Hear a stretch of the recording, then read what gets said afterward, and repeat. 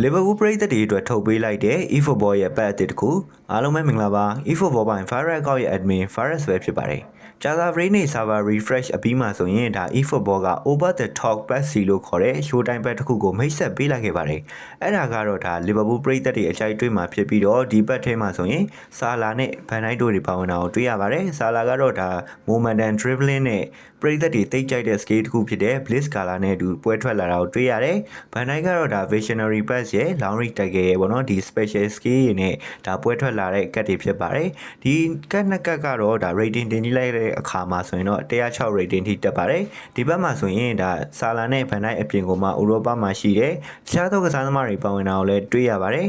ဒီဘက်ရဲ့ထူးခြားချက်တစ်ခုကဘာလဲဆိုတော့ဒါplayer အယောက်100ပဲပါတယ်ဗောနော် player အယောက်100ပဲပါတဲ့အတွက်ကြောင့်လို့ဒီထဲကနေဆာလာနဲ့ဗန်ဒိုက်တို့ကိုကျွန်တော်တို့ကယူရမှာဖြစ်ပါတယ်ဗောနော်ဒါကပုံမှန်ဆိုရင်ဒါ player အယောက်150 250ရှိတဲ့ pep တွေတဲ့ဆိုင်ဒါပေါင်းနိုင်ကြီးပိုများတယ်ပြီးတော့ဒါ Liverpool အသင်းရဲ့ပရိသတ်တွေအတွက်လည်းဒါအသင်းရဲ့အဓိကကစားသမားတွေဖြစ်တဲ့ဆာလာနဲ့ဗန်ဒိုက်တို့ကိုရရှိနိုင်တဲ့ပတ်လည်းဖြစ်ပါတယ်ပြီးတော့ဒါ Blaze Color မှာ Blaze Color ဖြစ်နေတဲ့ Pro တွေအတွက်လည်းပေါ့နော်ဒါညာတောင်မန်ကစားသမားတစ်ယောက်မှာဆာလာမှာပါဝင်လာတဲ့ကတ်လည်းဖြစ်ပါတယ်ကျွန်တော်ရဲ့ eFootball ပိုင်း Virus အကောင့်ကိုဒါ follow လုပ်ထားကြတဲ့လူတွေထဲမှာရောဒါဒီ Liverpool အသင်းရဲ့ကစားသမားတွေပါဝင်တဲ့ဒီပတ်ကိုဖောက်ပြီးသွားကြပြီလားဖောက်ပြီးသွားပြီဆိုရင်ရောဘာ player တွေပေါက်ခဲ့ကြလဲဆိုတာကို comment မှာဝင်ပြီးတော့ရေးခဲ့ကြဖို့အတွက်တောင်းဆိုလိုက်ရပါတယ်